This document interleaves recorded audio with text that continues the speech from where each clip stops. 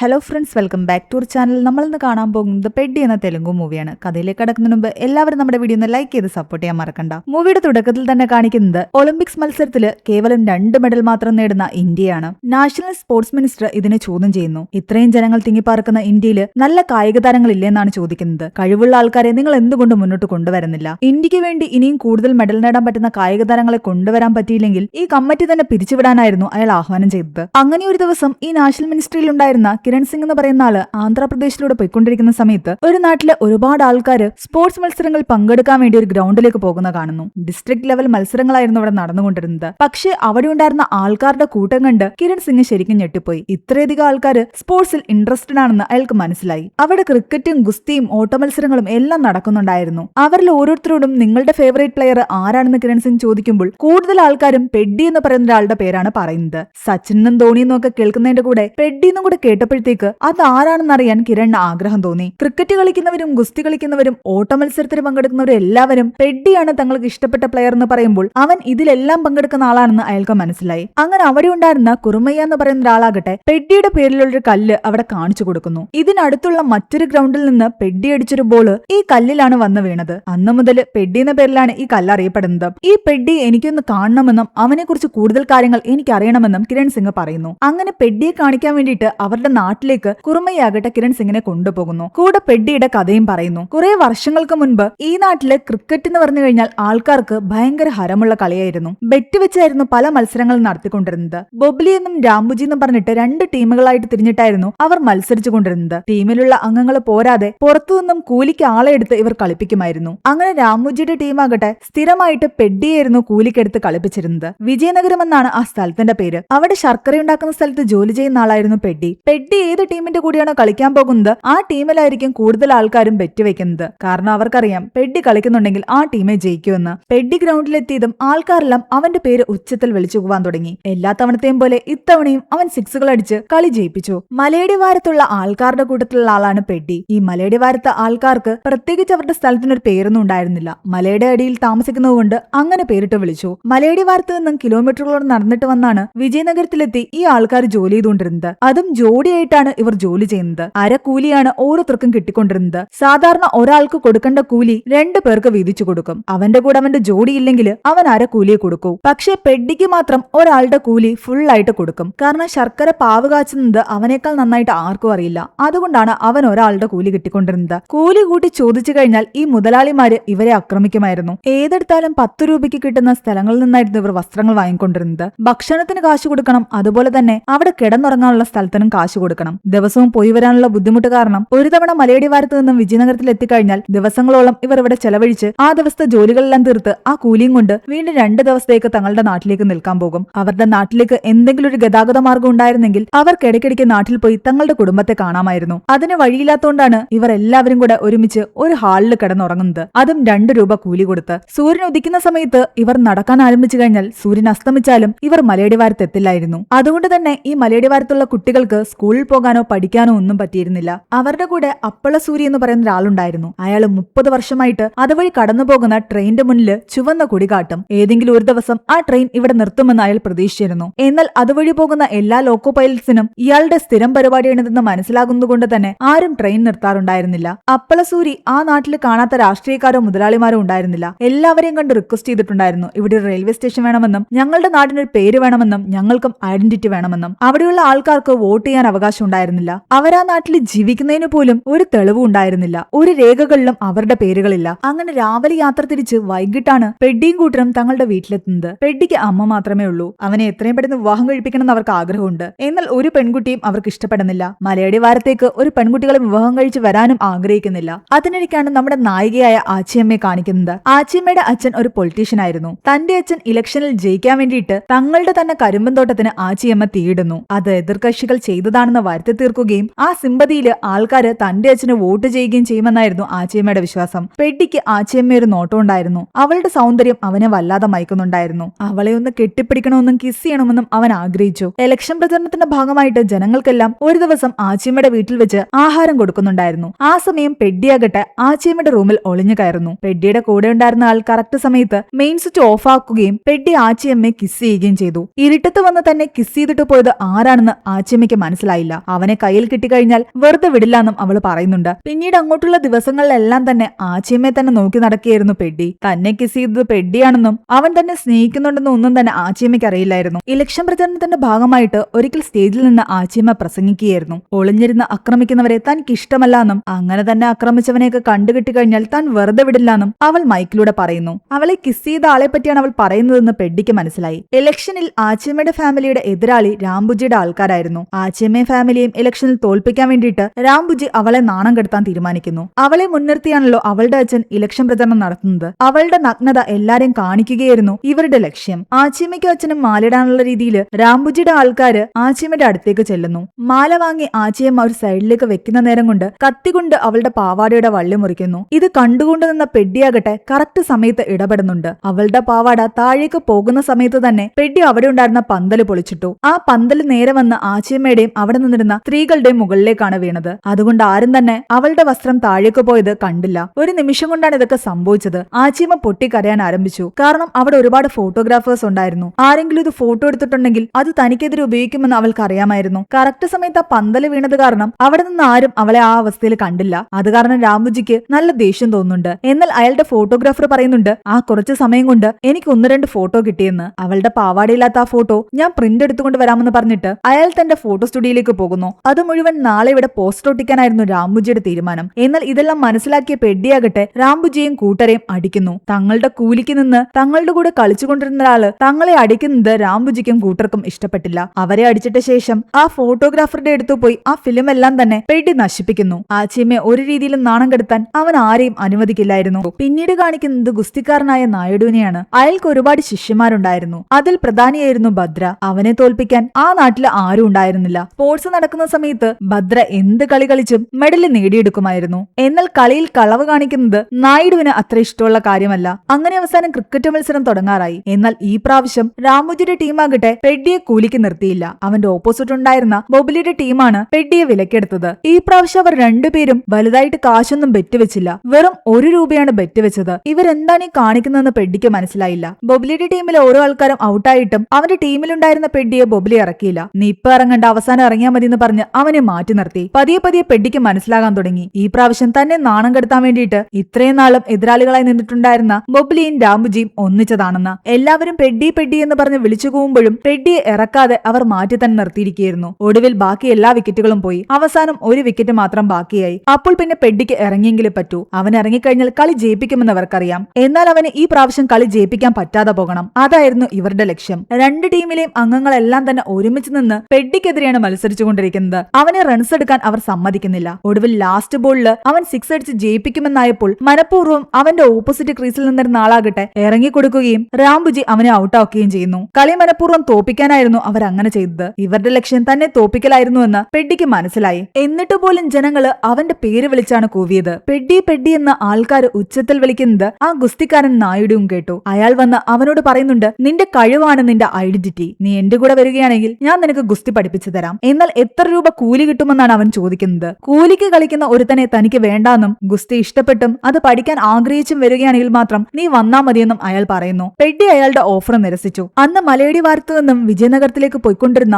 ഇവരുടെ നാട്ടിലെ ആൾക്കാരുടെ മുകളിലേക്ക് മഴയും മണ്ണിടിച്ചിലും കാരണം പാറകൾ ഉരുണ്ടു വീഴുകയും കൂട്ടത്തിൽ ഒരുപാട് പേർക്ക് പരുക്ക് പറ്റുകയും ഒരു കുട്ടി മരിക്കുകയും ചെയ്തു. ഇതും കൂടി ആയപ്പോഴേക്കും അപ്പലസൂരിയുടെ ക്ഷമയെല്ലാം നശിച്ചു. അയാൾ വീണ്ടും ഒരുപാട് പരാതികളുമായിട്ട് അവിടുത്തെ MLA കാണാൻ ചെന്നു. എന്നാൽ ഇവരുടെ പേര് വോട്ടേഴ്സ് ലിസ്റ്റിൽ പോലും ഇല്ലാത്തതുകൊണ്ടും ആ നാടിനൊരു പേരില്ലാത്തതുകൊണ്ടും MLA അപ്പളസൂരിയെ അവഗണിച്ചു. MLAയുടെ കാല് പിടിക്കുകയായിരുന്നു അപ്പളസൂരി. എന്നാൽ അയാളെ എല്ലാവരും കൂടെ പിടിച്ചു മാറ്റുന്നതിനിടയിൽ അയാളുടെ കയ്യിൽ കുടുങ്ങി MLAയുടെ മുണ്ടൂരിപ്പോയി. അതോടുകൂടി അവിടെ നിന്നിരുന്ന എല്ലാവരും അപ്പളസൂരി അവിടെ ഇട്ട് ചവിട്ടിക്കൂട്ടി. ആകെ അവശനായിട്ടായിരുന്നു അന്ന് അയാൾ ആ റെയിൽവേ ട്രാക്കിന്റെ അടുത്തേക്ക് പോയത്. എല്ലാ തവണയും പോലെ ഇന്ന് ഇവിടെ ഒന്ന് കൊടി കാണിച്ച് സമയം കളയാൻ നിൽക്കണ്ട, നമുക്ക് പോകാമെന്ന് പെഡ്ഡി പറഞ്ഞെങ്കിലും അയാൾ കേട്ടില്ല. അയാൾ ഈ പ്രാവശ്യം ട്രാക്കിന്റെ നടുക്കേക്ക് കയറി നിന്നായിരുന്നു കൊടി കാണിച്ചുകൊണ്ടിരുന്നത്. ട്രെയിനിലുണ്ടായിരുന്ന ലോക്കോ പൈലറ്റ്സ് അയാളോട് മാറാൻ പറഞ്ഞെങ്കിലും അയാൾ കേട്ടില്ല. ബ്രേക്ക് പിടിച്ചു കഴിഞ്ഞാൽ ട്രെയിൻ തന്നെ പാളം തെറ്റും. ഇത് കണ്ട പെഡ്ഡിയാകട്ടെ അയാളെ രക്ഷിക്കാൻ ഓടി വരുന്നു. പെഡ്ഡി അയാളുടെ കയ്യിൽ പിടിക്കുമ്പോഴേക്കും ട്രെയിൻ അയാളെ ഒരു സൈഡ് കൊണ്ട് ഇടിച്ചിട്ടുണ്ടായിരുന്നു. അയാൾ ദൂരേക്ക് പോയി തെറിച്ചു വീണു. തല പോയിടിക്കുന്നത് ഒരു പാറയിലും. മരിക്കുന്നതിന് മുമ്പ് അയാൾ പറയുന്നുണ്ട്, നമ്മളൊന്നും ഈ നാട്ടിൽ ജീവിച്ചിരിപ്പുണ്ടെന്ന് ആർക്കും അറിയില്ല. ഒരു രേഖകളിലും നമ്മുടെ പേരില്ല.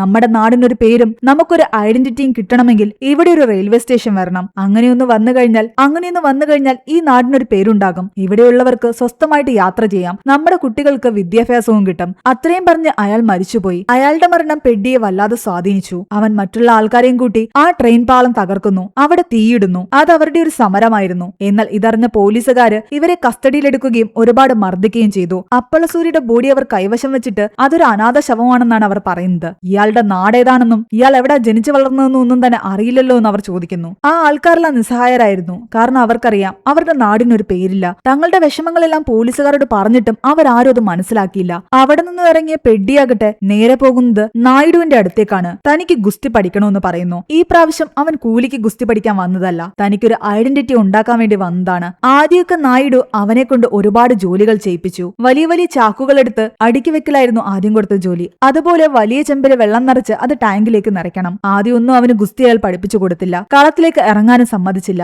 അവിടെ ഉണ്ടായിരുന്ന എല്ലാവരെക്കായാലും നന്നായിട്ട് ഗുസ്തി ചെയ്യുന്നത് ഭദ്ര എന്ന് പറയുന്ന അയാളുടെ ശിഷ്യനായിരുന്നല്ലോ. അവരെല്ലാവരും പെഡ്ഡി എപ്പോഴും കളിയാക്കിക്കൊണ്ടേയിരുന്നു. ശർക്കര പാവ് വച്ചുന്ന ജോലി വിട്ടിട്ടാണല്ലോ അവൻ വന്നത്. അത് കാരണം ആ മുതലാളി ബാക്കിയുള്ള തൊഴിലാളികളെ ഭീഷണിപ്പെടുത്താൻ ആരംഭിച്ചു. പെഡ്ഡി വീണ്ടും ജോലിക്ക് കയറിയില്ലെങ്കിൽ നിങ്ങൾക്കാർക്ക് ഇവിടെ ജോലിയില്ല, കൂലിയില്ല എന്ന് പറയുന്നു. വേറെ നിവൃത്തിയില്ലാതെ ഇവരെല്ലാവരും വീണ്ടും പെഡ്ഡിയെ കാണാൻ വരുന്നു. നീ തിരിച്ച് ആ ജോലിയിലേക്ക് വരണമെന്ന് പറയുന്നു. എന്നാൽ ഈ പ്രാവശ്യം പെഡ്ഡി അവരുടെ കൂടെ പോയില്ല. അതോടുകൂടി ആ ആൾക്കാര് പെഡ്ഡി സ്വന്തം കാര്യം മാത്രമാണ് ചിന്തിക്കുന്നത്, തങ്ങളെക്കുറിച്ച് ചിന്തിക്കുന്നില്ല എന്ന് പറയാൻ തുടങ്ങി. എന്നാൽ അപ്പോഴും കുറച്ച് ആൾക്കാർ അവനെ സപ്പോർട്ട് ചെയ്യുന്നുണ്ടായിരുന്നു. ഇനിയെങ്കിലും തന്നെ നന്നായിട്ട് ഗുസ്തി പഠിപ്പിച്ചൂടെ എന്ന് നായിഡുവിനോട് പെഡ്ഡി ചോദിക്കുമ്പോൾ അയാൾ പറയുന്നുണ്ട്, ഇത്രയും ദിവസം നിന്നോട് ഞാൻ ചെയ്യാൻ പറഞ്ഞിരുന്ന ജോലിയും ഓരോ അടവുകളാണെന്ന്. ഗുസ്തിയിൽ എങ്ങനെയാണ് ഒരാളെ മലത്തിയെടുക്കേണ്ടത് അതേ അടവുകൾ തന്നെയാണ് നീ വെയിറ്റ് ഉപയോഗിച്ച് ചെയ്തുകൊണ്ടിരിക്കുന്നത്. ഈ ചാക്കെടുത്ത് നീ ഇടുന്നതും ഈ വെള്ളമെടുത്ത് നീ ടാങ്കിലേക്ക് നിറയ്ക്കുന്നതും എല്ലാം തന്നെ ഗുസ്തിയുടെ പ്രാക്ടീസ് തന്നെയാണ്. അപ്പോഴാണ് അത് പെഡ്ഡിക്ക് മനസ്സിലായത്. പിന്നീട് അങ്ങോട്ട് പെഡ്ഡി നന്നായിട്ട് ഗുസ്തി പഠിക്കാൻ ആരംഭിച്ചു. അയാൾ നല്ല ട്രെയിനിങ് ആണ് അവന് കൊടുത്തത്. അന്ന് ആ പന്തല് പൊളിച്ച് തന്റെ മാനം കാത്തത് പെഡ്ഡിയാണെന്ന് ആച്ചിമ്മ മനസ്സിലാക്കുകയും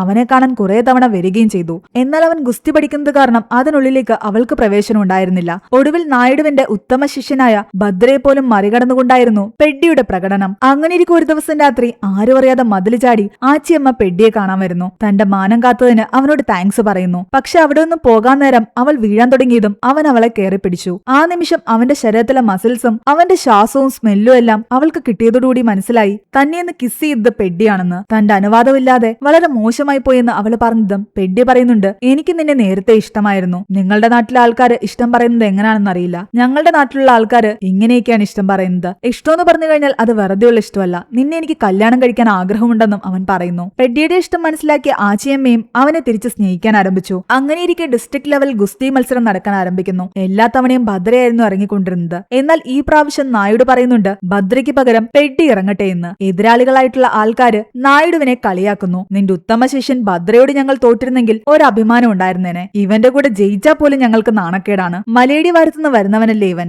ഇവന്റെ നാട്ടിലെ സ്ത്രീകളുടെ അടുത്തേക്ക് പുരുഷന്മാര് പോലും ജോഡിയായിട്ടാ പോകുന്നതെന്ന് പറഞ്ഞ് അവനെ അവർ കളിയാക്കുന്നു. എന്നാൽ ദേഷ്യം വന്ന പെഡ്ഡിയാകട്ടെ അവരെ വെല്ലുവിളിക്കുന്നു. ഈ ഗുസ്തിയിലേക്ക് നിങ്ങൾ ജോഡിയായിട്ട് വന്നു കഴിഞ്ഞാൽ ജോഡിയായിട്ട് തന്നെ ഞാൻ നിങ്ങളെ തോൽപ്പിക്കുമെന്ന് പറയുന്നു. എതിരാളികൾ ആ വെല്ലുവിളി സ്വീകരിച്ചു. ഒരേ സമയം രണ്ട് ഗുസ്തിക്കാരാണ് പെഡ്ഡിയെ നേരിടാൻ വരുന്നത്. ആ രണ്ടുപേരെയും അവൻ മലത്തിയടിച്ചു. ആ മത്സരത്തിൽ അവൻ വിജയിച്ചു. ആ സമയത്ത് ഒരാൾ വന്ന് പെഡ്ഡിയോട് പറയുന്നുണ്ട് ആച്ചിയമ്മയുടെ വിവാഹം ഉറപ്പിക്കൽ നടക്കുകയാണെന്ന്. ഇത് കേട്ടോടനെ തന്നെ പെഡ്ഡി അവിടേക്ക് പുറപ്പെട്ടു. ആച്ചിയമ്മ തന്റെ അച്ഛനോടും അമ്മയോടും തനിക്ക് പെഡ്ഡിയോടുള്ള സ്നേഹം തുറന്നു പറയുന്നു. എന്നാൽ അവര് ആച്ചിയമ്മയെ അടിക്കുകയാണ് ചെയ്യുന്നത്. ഈ നാട്ടില് ഇത്രയും ആണുങ്ങൾ ഉണ്ടായിട്ടും മലയടി വാരത്ത് താമസിക്കുന്ന അവനെ പോലൊരുത്തനെയാണോ നീ സ്നേഹിച്ചതെന്ന് ചോദിച്ചായിരുന്നു അവളെ അവർ തല്ലിക്കൊണ്ടിരുന്നത്. ആ സമയം പെഡ്ഡി അവിടേക്ക് വരുന്നു. ആച്ചിയമ്മ ഓടി വന്ന് അവനെ കെട്ടിപ്പിടിക്കുന്നുണ്ട്. ഈ നാട്ടിലെ വോട്ടേഴ്സ് ലിസ്റ്റിൽ പേരുള്ള ഒരുപാട് പേരുണ്ടായിട്ടും വോട്ടിടാൻ പോലും അർഹതയില്ലാത്ത ഇവനെ സ്നേഹിക്കാൻ പാടില്ലായിരുന്നുവെന്ന് അവളുടെ അച്ഛൻ പറയുന്നുണ്ട്. എന്നാൽ ഈ വോട്ടിടാൻ കഴിയാത്ത താനാണ് ആച്ചിയമ്മയെ കിസ് ചെയ്തതെന്ന് ഇനി വരാൻ പോകുന്ന പയ്യന്മാരോട് നിങ്ങൾ പറയണമെന്ന് പെഡ്ഡി തിരിച്ചു പറയുന്നു. ആരൊക്കെ നിർബന്ധിച്ചാലും ആച്ചിയമ്മ പെഡ്ഡിയല്ലാതെ മറ്റൊരാളെയും വിവാഹം കഴിക്കില്ലെന്ന് തീരുമാനിച്ചിട്ടുണ്ടായിരുന്നു. പെഡ്ഡി മത്സരങ്ങൾ വിജയിച്ചെങ്കിലും മുന്നോട്ടുള്ള മത്സരങ്ങളിലേക്ക് പെഡ്ഡിയെ കൊണ്ടുപോകുന്നതിൽ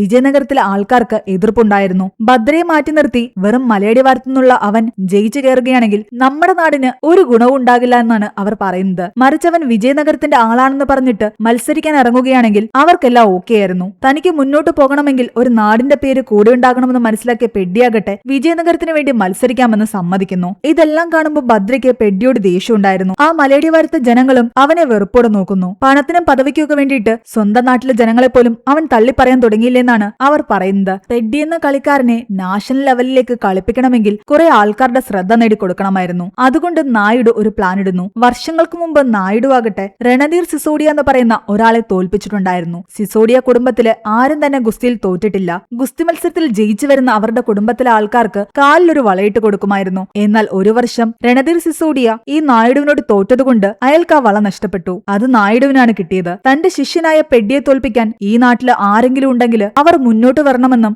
ജയിക്കുകയാണെങ്കിൽ താൻ പണ്ട് നേടിയെടുത്ത ആ വള അവർക്ക് സമ്മാനമായി നൽകാമെന്നും നായിഡു പറയുന്നു. ഇത് തന്നെ വെല്ലുവിളിച്ചുകൊണ്ടുള്ള പോസ്റ്ററാണെന്ന് രണധീർ സിസോഡിയയ്ക്ക് മനസ്സിലായി. ഇത്രയും വലിയൊരു വെല്ലുവിളി നായിഡു നടത്തണമെങ്കിൽ അവൻ അത്രയും ഉത്തമനായ ഒരു ശിഷ്യനെ കിട്ടിയിട്ടുണ്ടാകും. അതുകൊണ്ട് ചെറിയ മത്സരങ്ങൾക്കൊന്നും തന്നെ രണധീർ നിന്നില്ല. പണ്ടിവൻ തന്നെ തോൽപ്പിച്ചത് തന്റെ നാട്ടിൽ വെച്ച തന്റെ നാട്ടുകാർ മാത്രമേ അത് അറിഞ്ഞിട്ടുണ്ടായിരുന്നുള്ളൂ. അതുകൊണ്ട് അവനെ നാഷണൽസിലേക്ക് കൊണ്ടുവന്ന് അവന്റെ ശിഷ്യനെ അവിടെ വെച്ച് തോൽപ്പിക്കുകയാണെങ്കിൽ ഈ രാജ്യം മൊത്തം അറിയുമെന്ന് രണധീറിന് ഉറപ്പായിരുന്നു. അതുകൊണ്ട് രണധീർ തന്നെ പെഡ്ഡിയെ നാഷണലിലേക്ക് സെലക്ട് ചെയ്യുന്നു. എന്താണെങ്കിലും പെഡ്ഡിയും നായിഡുവും ആഗ്രഹിച്ച പോലെ നാഷണൽസിൽ സെലക്ഷൻ കിട്ടിയല്ലോ. പിന്നീട് അവർ അതിനുവേണ്ടി പ്രാക്ടീസ് ചെയ്യുന്നുണ്ട്. തുടക്കത്തിലെ റൗണ്ടുകളിലെല്ലാം തന്നെ പെഡ്ഡി ജയിച്ചു വന്നു. അതുപോലെ തന്നെ രണധീറിന്റെ മകൻ മറ്റൊരു സൈഡിൽ നിന്നും ജയിച്ചു വന്നു. ഇനി സെമി ഫൈനലും ഫൈനലും മാത്രമേ ഉള്ളൂ. രണധീറിന്റെ മകൻ നന്നായിട്ട് പ്രാക്ടീസ് ചെയ്യുമായിരുന്നു. ആ സമയത്ത് ആ ഭദ്ര വന്നിട്ട് അവരോട് പറയുന്നുണ്ട്, നിങ്ങൾക്ക് ജയിക്കണമെങ്കിൽ പെഡ്ഡിയുടെ കാലിൽ ആക്രമിക്കണമെന്ന്. അതെന്താ അങ്ങനെയെന്ന് അവർ ചോദിക്കുമ്പോൾ 2-3 ദിവസം മുമ്പ് നടന്ന കാര്യങ്ങള് ഭദ്ര അവരോട് പറയുന്നു. പെഡ്ഡിക്ക് നാഷണൽസിലേക്ക് സെലക്ഷൻ കിട്ടിയതും ഭദ്രയ്ക്ക് അവരോട് ദേഷ്യം ഉണ്ടായിരുന്നു. ഒരു രാത്രിയില്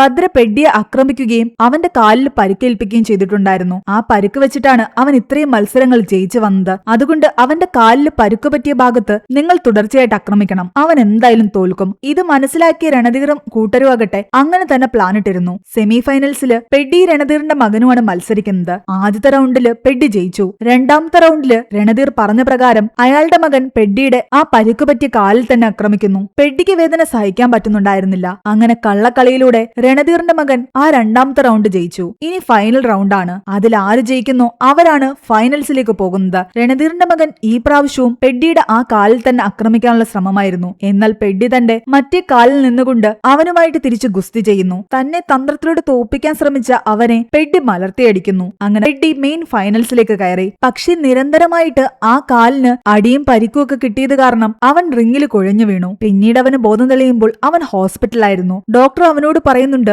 ഭദ്രയുടെ ആക്രമണത്തിൽ അവന്റെ കാലിന് പരിക്ക് പറ്റിയപ്പോ തന്നെ അവന്റെ കാലിൽ ഒരു നെർവിന് പ്രശ്നമുണ്ടായിരുന്നു. പിന്നീട് കുറെ റൗണ്ട് അവൻ ഇവിടെ മത്സരത്തിൽ പങ്കെടുത്തില്ലേ, അതോടുകൂടി ആ പ്രശ്നം രൂക്ഷമായി. ഇനി അവന് ആ കാലുപയോഗിച്ച് മര്യാദയ്ക്ക് ഓടാനോ നടക്കാനോ ഒന്നും പറ്റില്ല. അവന്റെ ഫിറ്റ്നസ് നഷ്ടപ്പെട്ടിരിക്കുന്നു. എന്നാൽ തനിക്കൊരു കുഴപ്പമില്ല, താൻ ഇവിടം വരെത്തിയ സ്ഥിതിക്ക് ഫൈനൽസ് കളിച്ചെങ്കിലേ പറ്റൂ, താൻ ഓക്കെ ആണെന്നൊക്കെ അവൻ പറയുന്നുണ്ട്. പക്ഷെ അപ്പോഴാണ് നായിഡു പറയുന്നത്, ഫൈനൽസ് കഴിഞ്ഞിട്ട് 2 ദിവസമായി, നീ 3 ദിവസമായിട്ട് അബോധാവസ്ഥയിൽ തന്നെയായിരുന്നു. പെഡ്ഡിക്ക് അത് താങ്ങാനേ പറ്റിയില്ല. അവൻ ഫൈനൽസിൽ എത്തുന്നതും മെഡൽ നേടുന്നതും എല്ലാം തന്നെ ആഗ്രഹിച്ചതായിരുന്നു. അവിടെ എത്തിയെങ്കിൽ മാത്രമേ താൻ വിചാരിക്കുന്ന പോലെ തന്റെ നാടിനൊരു പേരും ഐഡന്റിറ്റിയും ഉണ്ടാക്കി കൊടുക്കാൻ പറ്റൂ. ഫൈനൽസിൽ അവന് പരുക്കുപറ്റി പുറത്തായതുകൊണ്ട് അവൻ സിൽവർ മെഡലിന് മാത്രമാണ് അർഹനായത്. സർക്കാർ അവന് ജോലിയും പാരിതോഷികങ്ങളും ഒക്കെ കൊടുത്തു. എന്നാൽ അതെല്ലാം തന്നെ തന്റെ ജനങ്ങൾക്ക് കൊടുത്തിട്ട് ജോലിയൊന്നും വേണ്ടാന്ന് പറഞ്ഞ് അവൻ നാടിനൊരു ഐഡന്റിറ്റി ഉണ്ടാക്കി കൊടുക്കാൻ ആ വയ്യാത്ത കാലുമായിട്ട് നേരെ ഡൽഹിയിലേക്ക് പോകുന്നു. റെയിൽവേ മിനിസ്റ്ററെ കണ്ട് തങ്ങളുടെ നാടിനൊരു റെയിൽവേ സ്റ്റേഷൻ വേണമെന്ന് റിക്വസ്റ്റ് ചെയ്യാനായിരുന്നു അവൻ അവിടേക്ക് പോയത്. ദിവസങ്ങളോളം അവൻ അവിടെ ചെറിയ ചെറിയ ജോലികൾ ചെയ്യുകയും പരാതികളുമായിട്ട് ഈ മിനിസ്റ്റേഴ്സിന്റെ അടുത്ത് പോവുകയും ചെയ്തു. ഒടുവിൽ ബാരിക്കേഡുകൾ തകർത്ത് അയാളുടെ കാറിന്റെ ബാക്കിലേക്ക് ചെന്ന് അതിന്റെ പിൻഭാഗം ഉയർത്തിയായിരുന്നു അവൻ അയാളുടെ ശ്രദ്ധ നേടിയത്. നീ എന്തായി കാണിക്കുന്നതെന്ന് ചോദിച്ചതും താൻ എന്തിനാ വന്നതെന്ന് അവൻ അയാളോട് പറയുന്നു. താൻ നാഷണൽ ലെവൽ വരെ മത്സരിച്ചിട്ടുണ്ട്, വെള്ളി മെഡൽ ജേതാവാണെന്നൊക്കെ അവൻ പറയുന്നു. തന്റെ നാടിന് ഒരു ഐഡന്റിറ്റി ഇല്ല, അവിടെ ഒരു റെയിൽവേ സ്റ്റേഷൻ വേണം. എന്നാൽ ആ മന്ത്രി അവനെ കളിയാക്കുകയാണ് ചെയ്തത്. നീ ഫൈനൽസ് കളിച്ചിട്ടില്ലല്ലോ, പരിക്ക് പറ്റി എന്നൊക്കെ പറഞ്ഞ് നീ കള്ളം പറയുകയല്ലേ. നീ ഫൈനൽസ് കളിച്ച് വിജയിച്ചിരുന്നവനായിരുന്നെങ്കിൽ ചിലപ്പോ ഞാൻ നിന്നെ പരിഗണിച്ചിരുന്നേനെന്ന് പറഞ്ഞ് അയാൾ അവനെ പുച്ഛിച്ചിട്ട് പോയി. ഈ കഥകളൊക്കെ കേട്ടുകൊണ്ടിരുന്ന ആ മിനിസ്ട്രിയിലെ ആളാകട്ടെ കുറുമയോട് ചോദിക്കുന്നുണ്ട്, തോറ്റുപോയ ഒരുത്തനെ കാണിക്കാൻ വേണ്ടിയിട്ടാണോ നീ എന്നെ ഇവിടേക്ക് കൂട്ടിക്കൊണ്ട് വന്നത്? അയാൾ മലയെല്ലാം കയറി ഒരുപാട് തളർന്നിട്ടുണ്ടായിരുന്നു. എന്നാൽ ഇനിയും പറയാനുണ്ടെന്ന് പറഞ്ഞിട്ട് കുറുമയെ വീണ്ടും പറയാൻ ആരംഭിച്ചു. അന്ന് ഡൽഹിയിൽ നിന്നും പെഡ്ഡി തോറ്റു മടങ്ങിയതായിരുന്നില്ല, അവനൊരു ലക്ഷ്യമുണ്ടായിരുന്നു. പുറത്തേക്കിറങ്ങിയ അവനാകട്ടെ പാരാ ഏഷ്യൻ ഗെയിംസിന് വേണ്ടിയിട്ട് പ്രാക്ടീസ് ചെയ്തുകൊണ്ടിരിക്കുന്ന ഡിസബിലിറ്റി ഉള്ള ആൾക്കാരെ കണ്ടിട്ടുണ്ടായിരുന്നു. അന്ന് ട്രെയിനിൽ നാട്ടിലേക്ക് മടങ്ങവേ ഡോറിന് പുറത്തേക്ക് തന്റെ ഇഞ്ചുറി പറ്റിയ കാല് നീട്ടിവെക്കുകയും ഒരു പോസ്റ്റിലിടിച്ച് അവന്റെ കാല് മുറിഞ്ഞു പോവുകയും ചെയ്തു. ആൾക്കാരെല്ലാം ചേർന്ന് അവനെ ഹോസ്പിറ്റലിലാക്കി. അവൻ അങ്ങനെ ചെയ്തതിന് ഒരു ലക്ഷ്യമുണ്ടായിരുന്നു. വികലാംഗനാവുകയാണെങ്കിൽ അവന് പാരാ ഏഷ്യൻ ഗെയിംസിൽ പങ്കെടുക്കാൻ പറ്റും. ആ സമയം കുറുമയാകട്ടെ അവന്റെ പേരിൽ നിർമ്മിച്ച ഒരു പ്രതിമയും ആ മിനിസ്ട്രിയിലെ ആൾക്ക് കാണിച്ചു കൊടുക്കുന്നു. പാരാ ഏഷ്യൻ ഗെയിംസിൽ പങ്കെടുക്കുന്ന പെഡ്ഡി, അതായിരുന്നു ആ പ്രതിമയുടെ അർത്ഥം. ക്രിക്കറ്റിൽ നിന്ന് അവനെ എല്ലാവരും തഴഞ്ഞപ്പോഴാണ് അവൻ ഗുസ്തി കളിക്കാൻ പോയത്. ഗുസ്തിയിൽ പരിക്കു പറ്റിയതുകൊണ്ടാണ് അവൻ അവന്റെ അടുത്ത ലക്ഷ്യത്തിലേക്ക് കടന്നത്. അതായിരുന്നു പാരാ ഏഷ്യൻ ഗെയിംസ്. അവിടെ അവൻ റണ്ണിങ്ങിലാണ് പങ്കെടുത്തത്. നല്ലൊരു കോച്ചിന്റെ ഇടയിൽ പ്രാക്ടീസ് ചെയ്ത ശേഷം അവൻ മത്സരത്തിൽ പങ്കെടുക്കാൻ പോയി. ആ സമയം ആ മലയടിവാരത്തെയും വിജയനഗരത്തിലെയും ആൾക്കാരെല്ലാം തന്നെ ഒരുമിച്ച് പെഡ്ഡിയെ സപ്പോർട്ട് ചെയ്യുന്നുണ്ടായിരുന്നു. അവനോട് ശത്രുതയുണ്ടായിരുന്ന എല്ലാ എല്ലാവരും ഇന്ന് അവന്റെ ഗെയിംസ് കാണാൻ വേണ്ടിയിട്ട് ഒരുമിച്ച് ടിവിയുടെ മുന്നിലിരിക്കുകയാണ്. കൂട്ടത്തിൽ ആച്ചിയമ്മ ഉണ്ടായിരുന്നു. അവളുടെ വിവാഹം മറ്റൊരാളുമായിട്ട് അവളുടെ അച്ഛൻ തീരുമാനിച്ചെങ്കിലും താൻ സ്നേഹിക്കുന്ന പെഡ്ഡിയെ തന്നെ താൻ ഭർത്താവായി സ്വീകരിക്കുമെന്ന് പറഞ്ഞുകൊണ്ട് സ്വയം കഴുത്തിൽ താലി കെട്ടുകയും അവന്റെ ഭാര്യയായിട്ട് തന്നെ ആ വീട്ടിൽ താമസിക്കുകയും ചെയ്തു. അവൾ ആർക്കും അവളെ എതിർത്തൊന്നും പറയാനും സാധിച്ചില്ല. അങ്ങനെ ഒരു നാടിന് ഐഡന്റിറ്റി ഉണ്ടാക്കി കൊടുക്കാൻ വേണ്ടിയിട്ട് പെഡ്ഡി പാരാ ഏഷ്യൻ ഗെയിംസിൽ മത്സരിക്കുകയാണ്. ഇഞ്ചോടിഞ്ചുള്ള മത്സരത്തില് ഇടയ്ക്ക് അവന്റെ കാല് വഴുതി അവൻ വീണെങ്കിലും തന്റെ നാടിനെ പറ്റിയും അവിടുത്തെ ജനങ്ങളെ പറ്റിയും കഷ്ടപ്പാടിനെ പറ്റിയും എല്ലാം ആലോചിച്ചപ്പോൾ